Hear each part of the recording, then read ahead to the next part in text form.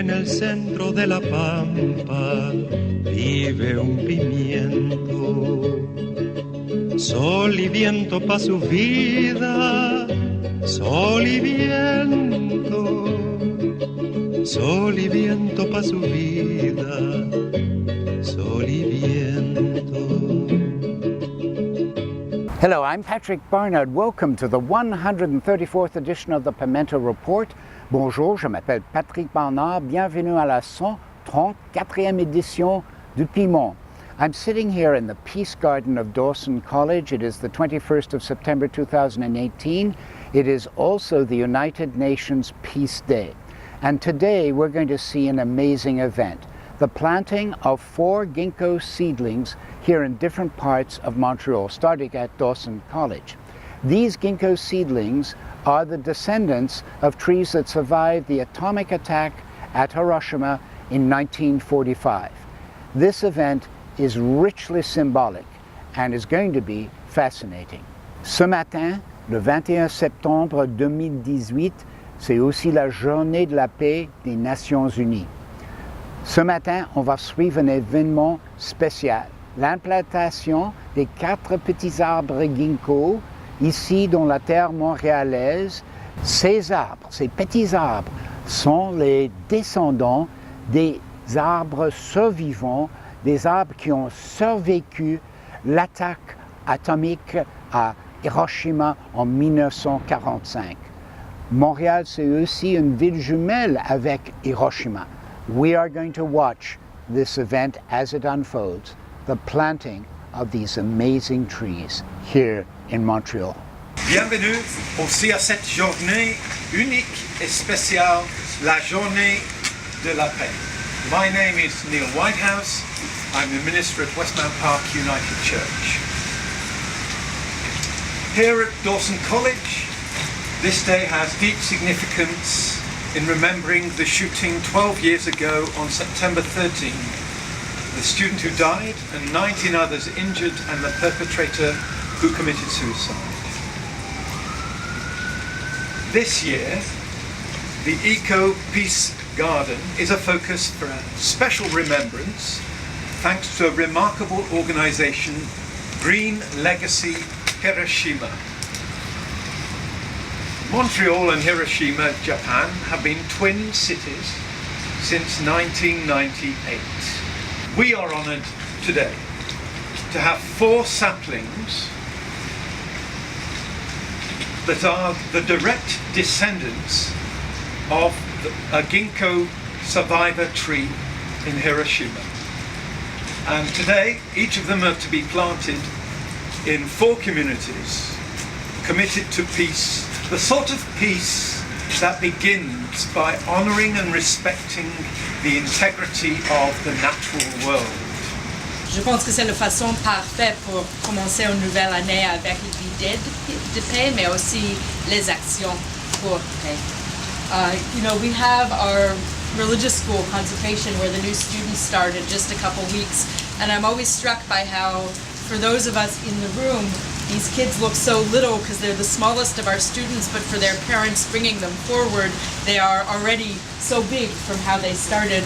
And I can't help but think that those who have tended these saplings so faithfully over these past many months feel similarly today. So I really want to thank from the bottom of my heart all those who not only coordinated this project, but tended these trees with care and are brave enough to pass them into our not quite expert hands as we promise to do our best to sustain them. Cindy Elliott, what was it like taking care of these trees for a number of months? It was wonderful when we got to do it from seedling, but also Jen DeVera. Jen, you did it too? Yes. Very good. I was absent for a few months. Very good. She took over and... Did you feel like a parent?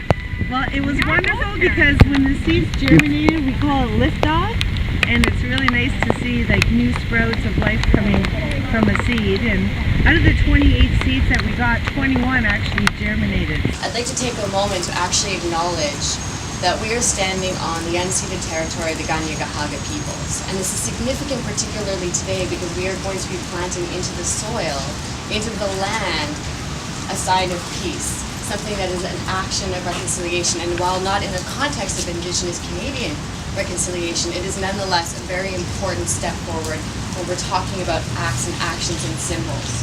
And so I think we would be remiss if we weren't to remember that we are on the land of Indigenous peoples, Inuit and Métis, who are the stewards of the land, who took care of this land long before any of us were here. So I want to thank you all very much. This is very important for the Peace Centre to be able to be part of interfaith dialogues, and to be a part of community outreach, and also to very much be a part of global significant peaceful action. What's the significance of this to you? I think the significance for this is that, firstly, I think it's a beautiful way to cap off our week of programming, right? So Peace Week came about because of the shooting at the 10th anniversary. We wanted to do something at the college that would carry us forward, demonstrate all the positivity that the college has done since 2006, all of the good work the community has done, and the positive light that the community around us sort of brought us in after that tragedy. And so that's where sort of Peace Week came from. And so having something like this, which is sort of the ultimate symbol of peace and reconciliation and survival through adversity, seems so perfect and so fitting, and it's really touching that we are able to be a part of this. Ohayo gozaimasu. Bonjour and good day. C'est tout un honneur de vous adresser la parole aujourd'hui en cette journée internationale de la paix, World Peace Day. Montreal and Hiroshima signed Sister City Agreement in 1998, and a few years later I joined the delegation, the first commercial delegation to Hiroshima. I remember my visit in Hiroshima to the Hiroshima Peace Memorial Museum and the Hiroshima Peace Memorial Park, and it was emotional. The exhibits were powerful. But more powerful was the contrast between the violence represented and between the touching and gracious, calm and gentle way in which my Hiroshima colleagues spoke about, the Hiroshima bombing in 1945. It was peaceful. Their manner was done peacefully. Today, I'm so honored to be part of this planting and pilgrimage ceremony, which brings part of Hiroshima's history to our land, literally, from their soil to our soil in Westmount and Montreal, with saplings of the Ginkgo biloba tree that survived the Hiroshima atomic bomb in 1945. So I thank members of the Temple Emmanuel Beth Shalom, Westmount Park United Church, Unitarian Church, for their engagement and leadership in launching the Green Legacy Hiroshima Montreal Peace Week. Thank you for bringing to our communities such a powerful and symbolic gift that touches each and every one of us. And thank you to Dawson College. This is such a great honor to accept this sapling and to share in this sacred connection with these four communities. And I want to say a special thanks to Shlomi Perel, who really was the person who just would not let go of this idea and just kept encouraging us to do this. And even when we had great worries about where on our property could we possibly plant a tree that might grow to be as tall as 70 feet. But we did find that spot, and it's legal. So as I said, I wouldn't listen to a legal tree. Oh, wow. Get one out.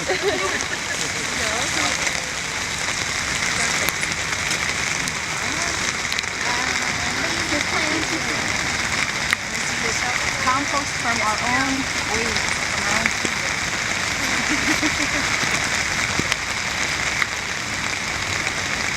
The tree is being planted by Cindy Elliott, who cared for the seeds when they first arrived, and they actually germinated in the envelopes. So we had crisis, and Cindy was crucial in taking the neophyte trees to their sapling stage. So we're very, very grateful to them. After the planting in the Dawson Peace Garden, the participants went on to Temple Emmanuel Beth Shalom, and there Rabbi Grushkow planted a ginkgo tree right in front of the temple. Then the participants moved forward to Westmount Park United Church.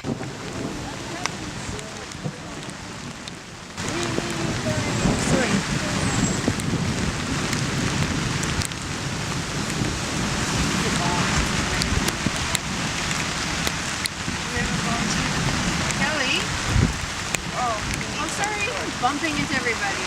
Oh, it's a big. That's a lovely little one, a bit different from the others. Yeah, this one's the trying to grow. Oh. Some of the trees went into dormancy, but being placed outside, they woke up.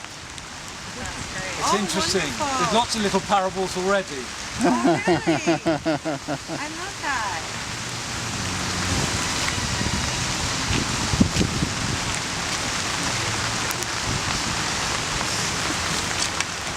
This church is full of remembrance. On the whole east side of the church are war memorials from the Second and First World War from several churches. On the other side there are dedicated windows to significant members of the church community. My name is Reverend Diane Rollert, and I'm the minister of the Unitarian Church of Montreal. And I'm involved because members of my congregation got passionate about these trees and about bringing them here to Montreal and planting one on our property.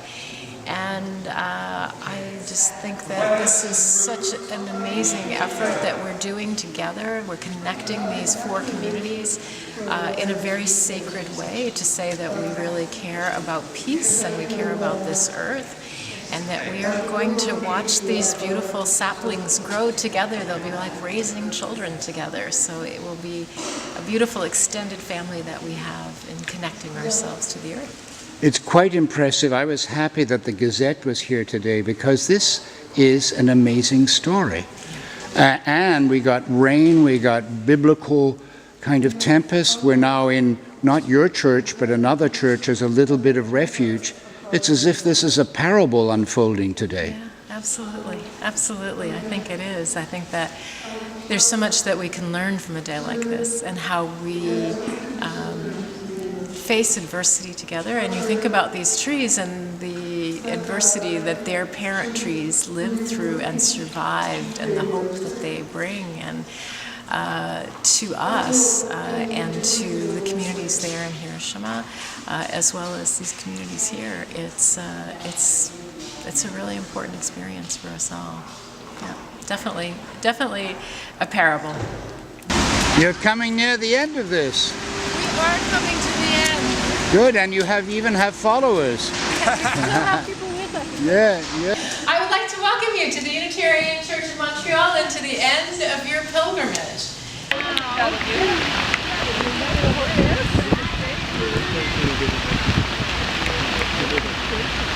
I just invite everybody with flowers or not, yeah. 20 years.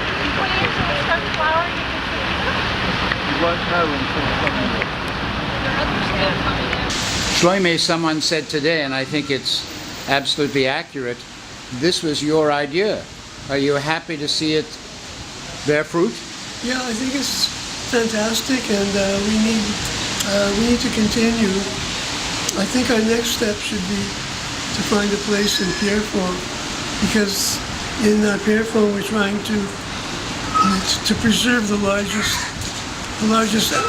unprotected eco-territory on the island of Montreal, and I think it's altogether fitting to plant some of these Hiroshima survivor trees there to symbolize the